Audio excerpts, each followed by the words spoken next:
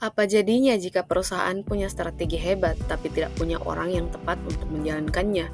Disinilah pentingnya manajemen sumber daya manusia. Yuk kita bahas bersama. Apa itu manajemen sumber daya manusia? Manajemen sumber daya manusia adalah proses serta upaya untuk merekrut, mengembangkan, memotivasi, serta mengevaluasi seluruh sumber daya manusia yang diperlukan perusahaan dalam mencapai tujuannya.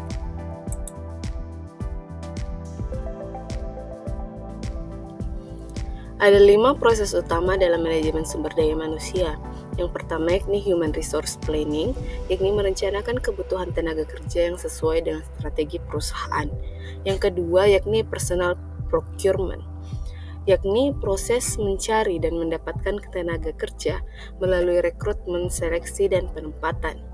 Yang ketiga yakni personal development, yakni pengembangan sumber daya manusia melalui pelatihan, orientasi, coaching, dan program pengembangan lainnya. Yang keempat yakni personal maintenance, yakni menjaga karyawan tetap produktif melalui kompensasi, insentif, dan jaminan kerja.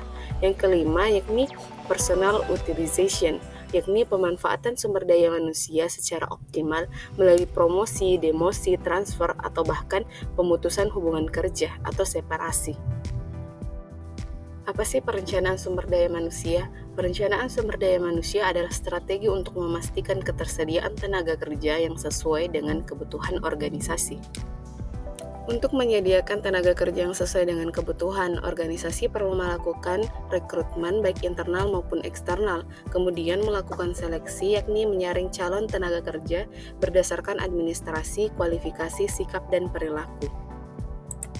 Setelah perusahaan berhasil merekrut dan menempatkan tenaga kerja, langkah selanjutnya adalah mengembangkan potensi mereka. Inilah yang disebut dengan pengembangan sumber daya manusia. Metode pengembangan karyawan dapat dilakukan dengan cara on-the-job training, coaching, job rotation, performance appraisal, off-the-job training, dan program pengembangan eksklusif. Tujuannya adalah untuk memastikan karyawan terus berkembang dan siap untuk menghadapi perubahan. Setelah tenaga kerja direkrut dan dikembangkan, langkah penting selanjutnya adalah memelihara mereka. Tujuannya apa? Agar tetap termotivasi, sehat, produktif, dan loyal kepada perusahaan. Ada 2 komponen utama dalam pemeliharaan sumber daya manusia. Yang pertama, kompensasi. Kompensasi adalah upah sebagai balas jasa atas kerja dan kontribusi karyawan.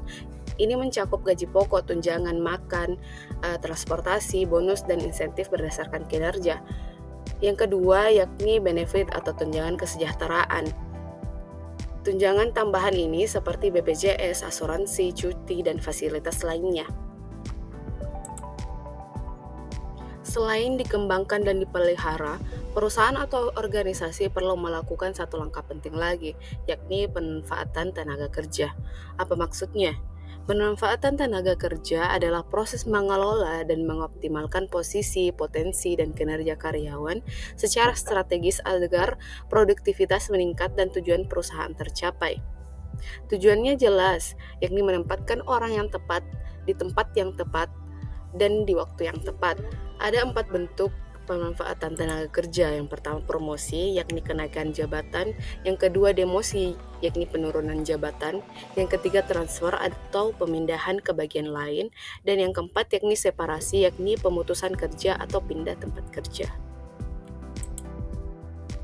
Sebagai penutup, izinkan saya menyampaikan kepada teman-teman bahwa manajemen sumber daya manusia bukan hanya soal mengatur karyawan, tapi soal memastikan orang yang tepat berada di tempat yang tepat dan waktu yang tepat. SDM yang kuat sama dengan organisasi yang tangguh. Yuk jadi bagian dari pengelola SDM yang profesional dan berdampak.